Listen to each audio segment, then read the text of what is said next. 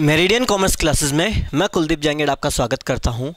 आज हम देखने जा रहे हैं सर नवीन बाफना के इनकम टैक्स के सॉल्यूशंस। नवीन बाफना के इनकम टैक्स के सॉल्यूशंस देखने जा रहे हैं, जिसमें फर्स्ट क्वेश्चन बताया हुआ है गत वर्ष व कर निर्धारण वर्ष क्या होता है, प्रीवियस ईयर और असेसमेंट ईयर किसे कहते हैं। प्रीवियस ईयर सबसे पहले देखते हैं प्रीवियस ईयर क्या है। प्रीवियस ईयर में के लिए बताया गया है ये एक फिक्स टाइम है, फिक्स पीरियड है, फिक्स टाइम है जो 1 अप्रैल को स्टार्ट होता है और 31 मार्च को फिनिश हो जाता है। फिक्स टाइम है जो 1 अप्रैल से स्टार्ट होकर 31 मार्च को फिनिश हो जाता है। ओके, और प्रीवियस ईयर की इनकम पर टैक्स की कैलकुलेशन की जाती है। ठीक है, प्रीवियस ईयर की इनकम पर टैक्स की कैलकुलेशन की जाती है। असेसमेंट ईयर से जस्ट पहले वाला ईयर होता है previous year. Then after assessment year किसे कहते हैं। असेसमेंट ईयर के लिए बताया गया ये भी एक फिक्स टाइम है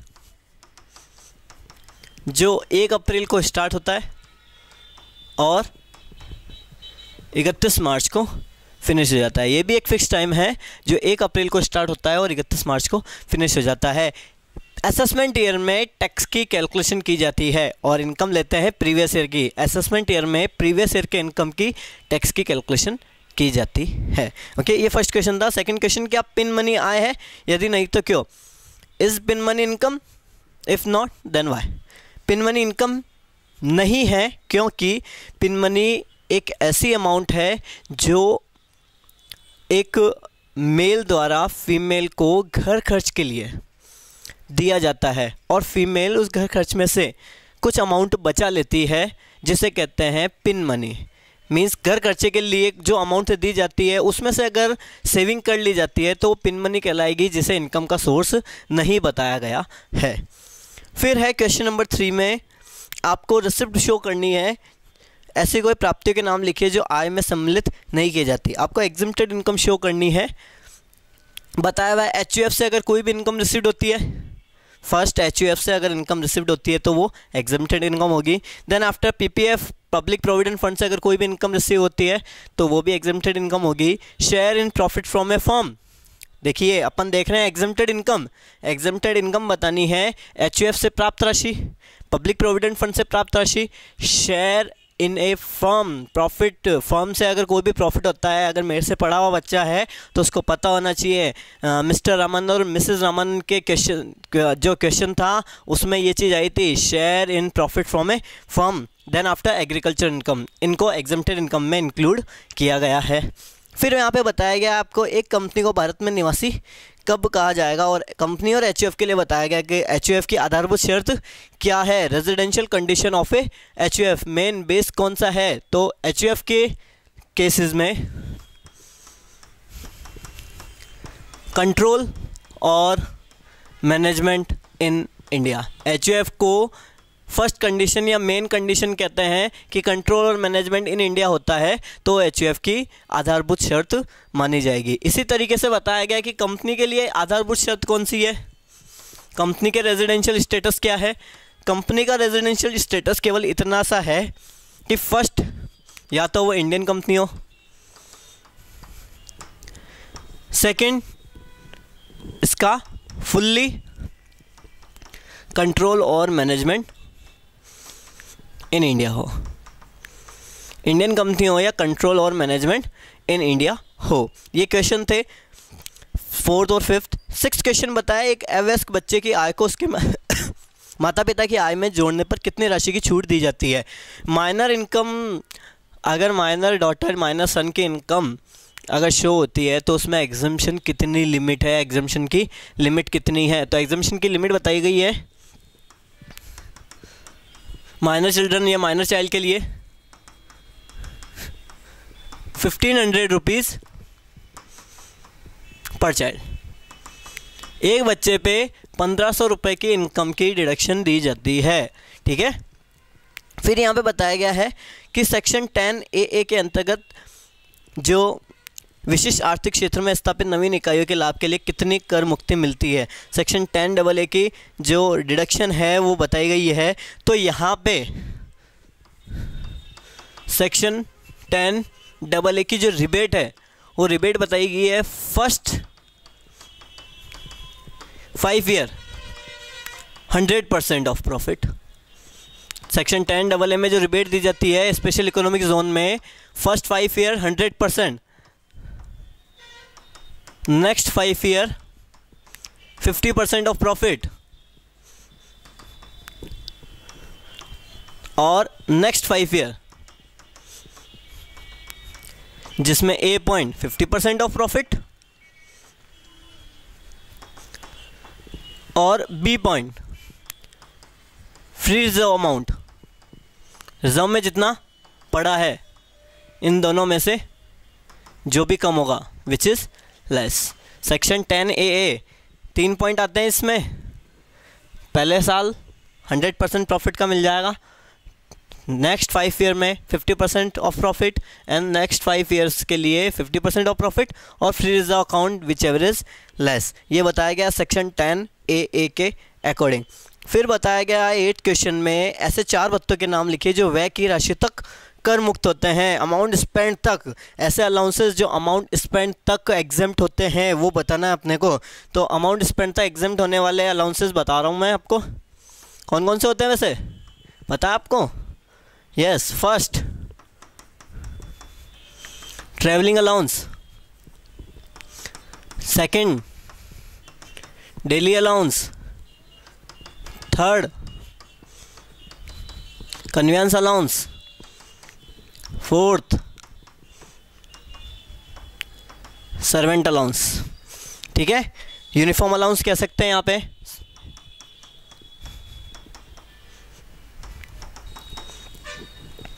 फिर नेक्स्ट क्वेश्चन बताया गया है वे कौन सी परिस्थितियां हैं जिनमें एक कर्मचारी को अनुलाभ के मूल्यांकन के उद्देश्य से विशिष्ट कर्मचारी कहा जाता है। यहाँ पे बताना है अपने को स्पेसिफाइड एम्प्लॉय।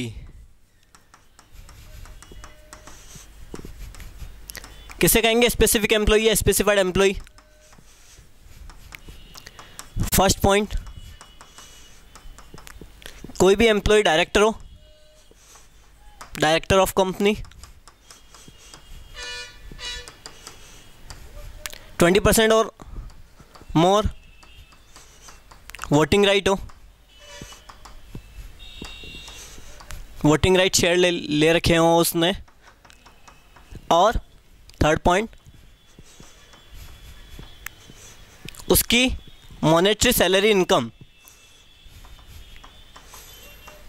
अबव 50,000 हो।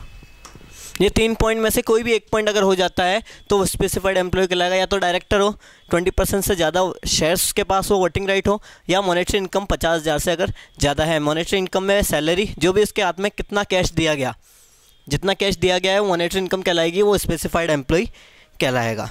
ठीक है, फिर नेक्स्ट बताया गया यहाँ पे अगला क्वेश्चन है, क्या किसी मकान संपत्ति का वार्षिक मूल्य ऋणात्मक हो सकता है? यदि हाँ तो कैसे? यस, ऑफ कोर्स हो सकता है। नेगेटिव एनुअल वैल्यू हो सकती है किसी भी हाउस प्रॉपर्टी की। यहाँ पे बताया गया है अगर जीएवी हाउस प्रॉपर्टी की एनुअल वैल्यू नेगेटिव कब होती है उसके लिए बताया गया है कि जीएवी आता है, जीएवी के बाद में लेस करते हैं म्युनिसिपल टैक्स, तो यहाँ पे आता है एनुअल वैल्यू। ओके, अगर जीएवी कम है म्युनिसिपल टैक्स ज़्यादा है तो एनुअल वैल्यू नेगेटिव हो सकती है। जैसे सपोज करते हैं जीएवी है 10,000 और कुछ सालों का मिला के म्युनिसिपल टैक्स पे किया गया है, जैसे कहा गया है कि जैसे म्युनिसिपल टैक्स दिया गया 12,000, तो एनुअल वैल्यू 2,000 नेगेटिव आ सकती है। ठीक है, फिर बताया गया नेक्स्ट क्वेश्चन में दो अमूर्त संपत्तियों के नाम लिखे जिन पर हाथ छूट नहीं दी जाती है depreciation. Goodwill self generated goodwill है जिस पर डेप्रिसिएशन की रिबेट अलाउ नहीं की जाती है, डेप्रिसिएशन की रिबेट नहीं दी जाती है। गुडविल दे रखी है सेल्फ जनरेटेड गुडविल। ओके, फिर नेक्स्ट क्वेश्चंस के लिए बताया गया है आपको संतुलित प्रभार व अंतिम हाथ से आप क्या समझते हैं? टर्मिनल डेप्रिसिएशन, अंतिम हाथ और संतुलित प्रभार से आप क्या समझते हैं? तो फर्स्ट यहाँ पे अपन देखते हैं टर्मिनल डेप्रिसिएशन।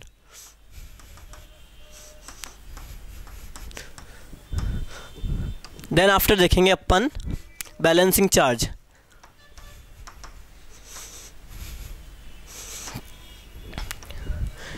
बैलेंसिंग चार्ज और टर्मिनल डेप्रिसिएशन के लिए बताया गया है कि जो एसेट्स पे जो ड्यू अमाउंट है, due amount plus scrap value, due amount plus scrap value less than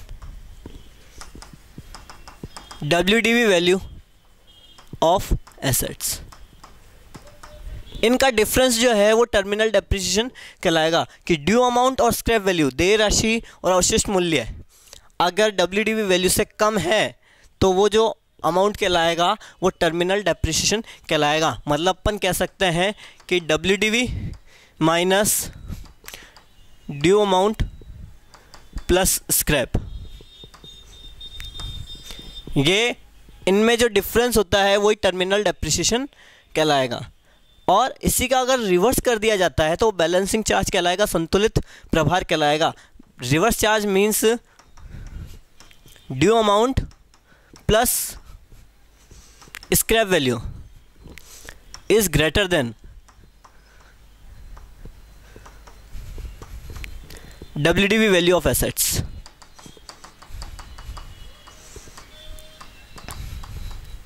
कि अगर WDV में से ड्यू अमाउंट और स्क्रैप लेस कर देते हैं, बचता है तो टर्मिनल डेप्रिसिएशन, और ड्यू अमाउंट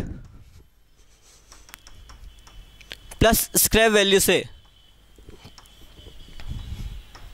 WDV लेस कर दिया जाता है और अगर अमाउंट बचता है तो बैलेंसिंग चार्ज कहलाएगा।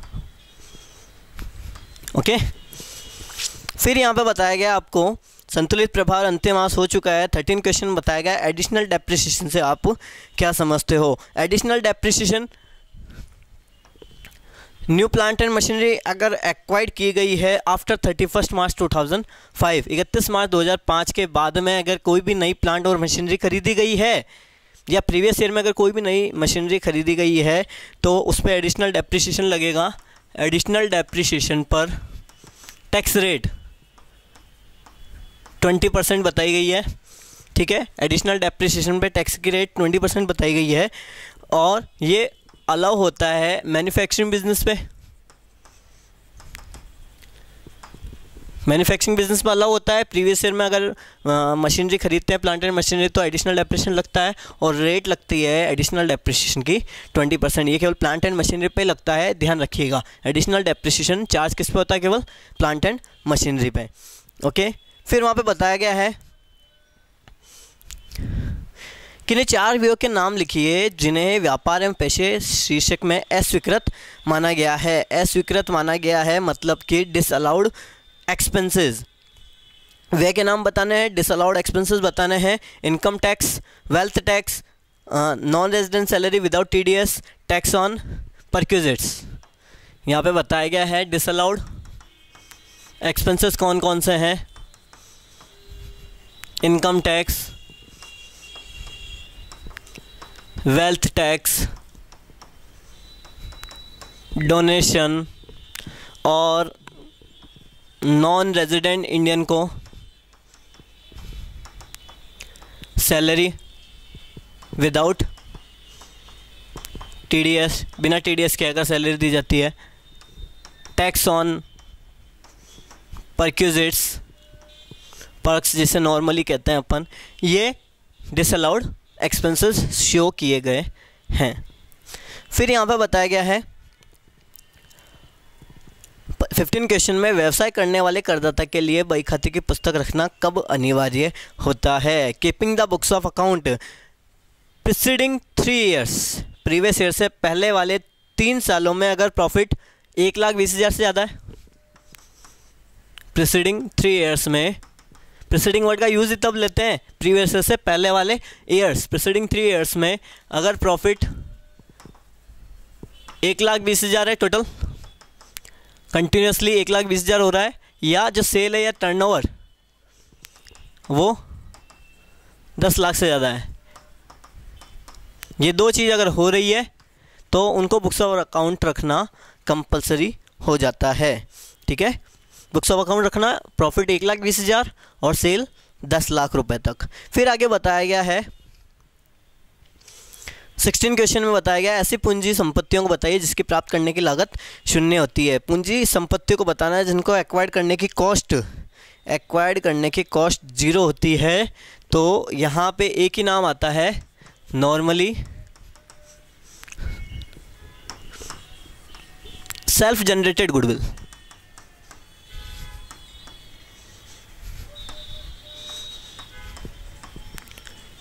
Self generated goodwill. और अगर कोई भी राइट मिला है, right of production of units,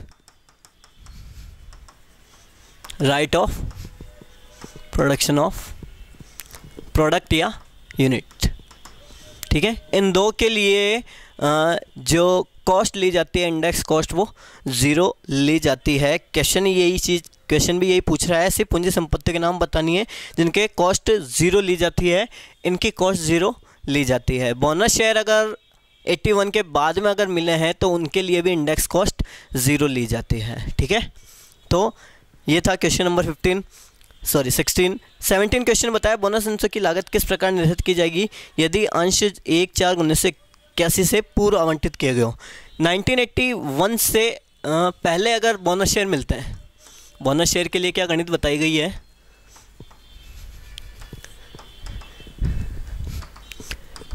अगर एक्वायर्ड होते हैं बिफोर 1981, 1 अप्रैल 1981 से पहले होते हैं, तो 81 से पहले की जो कॉस्ट है वो कंसिडर ना करके फेयर मार्केट वैल्यू ऑफ 1981 को कंसिडर कर लिया जाता है। मतलब कॉस्ट की कैलकुलेशन, इंडेक्स कॉस्ट की कैलकुलेशन की जाती है। इंडेक्स कॉस्ट निकाला जाएगा कब, जब 81 से पहले परचेज किया गया हो। लेकिन अगर 81 के बाद में है, आफ्टर 1981, तो फिर इंडेक्स कॉस्ट नहीं निकाली जाती है बोनस शेयर पे। इंडेक्स कॉस्ट नहीं निकाली जाती है आफ्टर 1 अप्रैल 1981। अगर एक्वायर्ड हुए हैं बोनस शेयर तो इंडेक्स कॉस्ट नहीं निकालेंगे। अगर 81 से पहले हुए हैं तो इंडेक्स कॉस्ट की कैलकुलेशन फेयर मार्केट वैल्यू के बेसिस पे की जाएगी, 1981 की फेयर मार्केट वैल्यू। 18 क्वेश्चन में बताया गया आवासीय मकान के पूंजी लाभ कब कर मुक्त हो जाते हैं। रेजिडेंशियल हाउस में एग्जम्पशन कौन सी मिलती है। आवासीय मकान में पूंजी लाभ कर कब कर मुक्त होता है, ये बताया गया है। जिसमें फर्स्ट पॉइंट बताया गया है कि अगर आप परचेस करते हो, रेजिडेंशियल हाउस को परचेस करते हो, -1 + 2, मतलब बिफोर 1 ईयर एक्वायर्ड कर लेते हो, सेल करने से पहले, ट्रांसफ़र करने से 1 साल पहले तक अगर परचेस कर लेते हो, या 2 साल बाद तक परचेस करते हो, तो रेजिडेंशियल हाउस की एग्जम्पशन मिल जाएगी। सेकंड, अगर आप परचेस नहीं कर रहे हो, कंस्ट्रक्ट कर रहे हो, कंस्ट्रक्टेड कर रहे हो, तो +3 का मतलब है कि ट्रांसफ़र करने के विदिन 3 ईयर, 3 साल में घर कंप्लीट हो जाता है, बन जाता है, तो एग्जम्पशन मिल जाएगी। और अगर आप उस पैसे को, ट्रांसफ़र अमाउंट को डिपॉजिट करा देते हो, deposit in capital gain scheme, capital gain scheme में डिपॉजिट करा देते हो, तब भी आपको एग्जम्पशन मिल जाएगी। नॉर्मली ये अंडर सेक्शन 54H में आता है, deposit in capital gain scheme. फिर क्वेश्चन बताया गया है, पूछा गया है कि नहीं 2 प्रतिभूति के नाम लिखिए जिनका ब्याज आयकर से मुक्त है। एग्जम्प्टेड इंटरेस्ट ऑन सिक्योरिटी जो एग्जम्प्ट है, 7% कैपिटल इन्वेस्टमेंट बॉन्ड फर्स्ट, और सेकंड 10% रिलीफ बॉन्ड, ठीक है। इन दोनों पे जो इंटरेस्ट आएगा, सिक्योरिटी का इंटरेस्ट, वो एग्जम्प्ट बताया गया है। ये क्वेश्चन नंबर 19। फिर है क्वेश्चन नंबर 20, दिखावटी लेन देन किसे कहते हैं। दिखावटी लेन देन नाम से क्लियर है, बॉन्ड वॉशिंग ट्रांजेक्शन, दिखावटी लेन देन। दिखावटी लेन देन क्या बताया गया है कि नॉर्मली अगर टैक्स बचाना है, टैक्स को बचाना है, तो इस हिसाब से अगर कोई ट्रांजेक्शन होता है जो काल्पनिक होता है, रजिस्टर में शो कर दिया जाता है केवल, कि सिक्योरिटी का ऐसा ट्रांजैक्शन जो केवल काल्पनिक माध्यम से होता है जिसकी वजह से क्या हो जाता है, टैक्स बच जाता है, तो ऐसे व्यवहार को क्या कहेंगे, दिखावटी लेन देन कहेंगे। दो पार्टी होती है आपस में सिक्योरिटी का ट्रांजैक्शन कर लेती है परचेज और सेल का, जिसकी वजह से क्या होता है कि कर बच जाता है, और ऐसे लेन देन को दिखावटी लेन देन कहते हैं। नेक्स्ट देखिए, नेक्स्ट क्वेश्चन के लिए कह रहा है ऐसे कोई 4 भुगतानों को लिखिए जिनके संबंध में धारा 80C की कटौती दी जाती है। 80C किस किस के लिए लगेगी, section 80C premium of life insurance corporation, LIC का अगर प्रीमियम दिया जाता है तो, contribution to RPF recognise provident fund में अगर कंट्रीब्यूट करता है तो, NSC 8th इशू के बॉन्ड अगर एक्वाइर कर लिए जाते हैं तो, ट्यूशन फीस के लिए 80C दी जाती है, ट्यूशन फीस 2 बच्चों तक दी जाती है ट्यूशन फीस। फिर नेक्स्ट क्वेश्चन पूछा गया है आपको, निम्न को समझाइए, 80DD और 80DDB। डिडक्शन है under section 80DD। Dependent disable के लिए, कोई भी पर्सन डिपेंडेंट डिसेबल होता है तो उसके लिए 80DD की डिडक्शन दी जाती है, जो नॉर्मली अगर डिसेबल होता है up to 80%, disable up to 80%, तो डिडक्शन दी जाती है। फिक्स्ड अमाउंट है ये 50,000 रुपये की, और डिसेबल होता है अबव 80%, तो फिक्स अमाउंट है 1 लाख रुपए की डिडक्शन दी जाती है। ये तो 80DD की है deduction under section 80DDB। DDB में स्पेसिफाइड डिजीज़ आती है लाइक एड्स और कैंसर। स्पेसिफाइड डिजीज़ अगर किसी को होता है और उसमें अगर इलाज करवाया जाता है, मेडिकल ट्रीटमेंट करवाया जाता है, तो DDB की होगी, जिसमें फर्स्ट पॉइंट बताया गया कि अगर नॉर्मल पर्सन है तो 40,000 रुपीज़, और अगर सीनियर सिटीज़न पर्सन होता है तो कितनी मिलेगी सीनियर सिटीज़न पर्सन के लिए, बताया गया है यहाँ पे सीनियर सिटीज़न के लिए fix amount 60,000 rupees. Normal person है तो 40,000, सीनियर सिटीज़न है तो 60,000। 80DD में मिलेगी 50,000 1 लाख की, 80DDB में मिलेगी 40,000 और 60,000 की, ठीक है। फिर यहाँ पे बताया गया है 23 क्वेश्चंस में 87A rebate under section 87A से आप क्या समझते हो। Section 87A। 87A सबसे पहले तो फर्स्ट पॉइंट केवल इंडिविजुअल पर्सन के लिए होती है।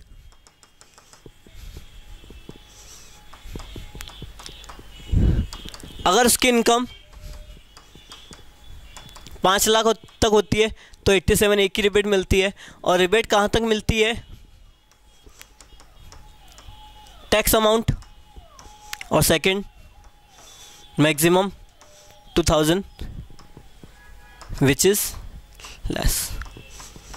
ये है 87A की रिबेट। इंडिविजुअल पर्सन को मिलती है, 5 लाख तक की इनकम होती है तो उस पर टैक्स की अमाउंट या 2,000 दोनों में से जो भी कम होगा वो 87A की रिबेट में अलाउ किया जाता है। 24वां क्वेश्चन प्रैक्टिकल क्वेश्चन है। देन 25th क्वेश्चन हिंदू विभाजन परिवार का पूर्ण और आंशिक विभाजन, कंप्लीट पार्टीशन और partly partition. Complete partition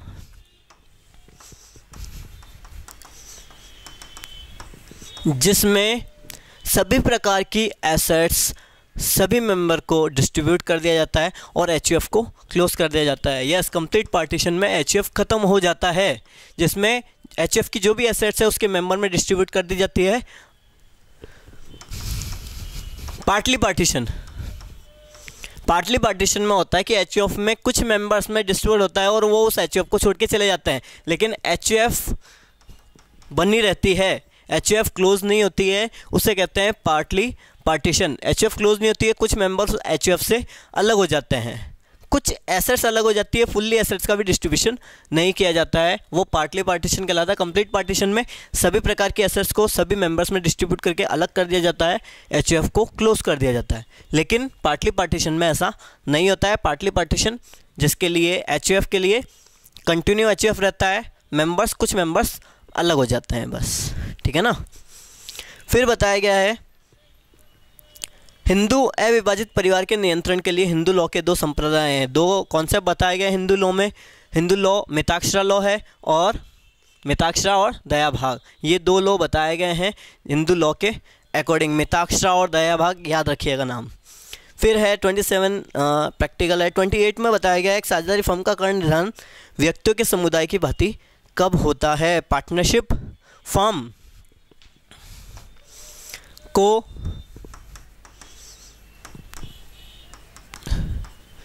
individual की तरह ट्रीट कब किया जाता है। पार्टनरशिप फर्म को इंडिविजुअल के तरह ट्रीट कब किया जाता है। पार्टनरशिप फर्म नॉर्मली उसके पार्टनरशिप डीड पर होती है, ठीक है ना। और अगर पार्टनरशिप डीड ही नहीं है, पार्टनरशिप डीड नहीं है, तो फिर फर्म को इंडिविजुअल की तरह ट्रीट किया जाएगा। तो फर्स्ट पॉइंट, अगर पार्टनरशिप डीड नहीं है तो इंडिविजुअल की तरह ट्रीट करेंगे। डीड तो है लेकिन प्रॉफिट शेयरिंग रेशियो ही नहीं है पार्टनर्स का, तो उसको फिर इंडिविजुअल की तरह ट्रीट किया जाएगा। थर्ड, पार्टनरशिप डीड में टोटल इन्फॉर्मेशन नहीं गिवन है, पूरी इन्फॉर्मेशन नहीं गी है, इन्फॉर्मेशन नहीं गिवन है, सारी चीज़ें नहीं दे रखी है। डीड तो है लेकिन सारी चीज़ें नहीं दे रखी है, तो उसको फिर इंडिविजुअल की तरह ही ट्रीट किया जाएगा। उद्गम स्थान पर कर की कटौती से आप क्या समझते हो। टीडीएस, टीडीएस से आप क्या समझते हो। टैक्स डिडक्ट एट सोर्स, इससे आप क्या समझते हो। टीडीएस का मीन्स है कि कोई भी पर्सन कोई अमाउंट, जैसे सिंगल पर्सन है, ये एक पार्टी है, ये दूसरी पार्टी है, ये एक पार्टी दूसरी पार्टी को कुछ अमाउंट ट्रांसफ़र करती है। एक पार्टी दूसरी पार्टी को अमाउंट का पेमेंट कर रही है। उस अमाउंट का पेमेंट करने से पहले अगर फर्स्ट पार्टी टैक्स काट ले, जैसे सपोज करो कौन बने करोड़पति है, केबीसी। अगर कोई भी पर्सन 1 करोड़ रुपए जीतता है तो अमिताभ बच्चन उसे 1 करोड़ रुपए ना देके उसे 30% टैक्स काट के 70 लाख रुपीस प्रोवाइड करेगा, 70 लाख रुपए ही देगा। तो ये जो अमाउंट है, जो 30 लाख है, वो टीडीएस का अमाउंट कहलाएगा कि उसने टैक्स पहले ही डिडक्ट कर लिया। ये 30 लाख क्या कहलाएगा, टीडीएस, जिसे कहते हैं tax deduct at source. Amount जाने से पहले ही उस टैक्स में से उस अमाउंट में से टैक्स कट जाता है, वो कहलाएगा टीडीएस। ओके।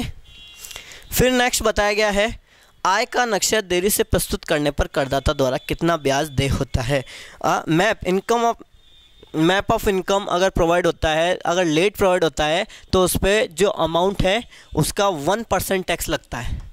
1% ऑफ अमाउंट, अगर इनकम फाइल अगर लेट करते हैं तो टैक्स कितना लगता है, जो अमाउंट है पेनल्टी फाइन होती है 1% पर मंथ। ये का हो गया 12%, ये 1% पर मंथ है। ये वेरी शॉर्ट क्वेश्चंस थे। नेक्स्ट वीडियो में अपन देखेंगे शॉर्ट क्वेश्चंस। ओके।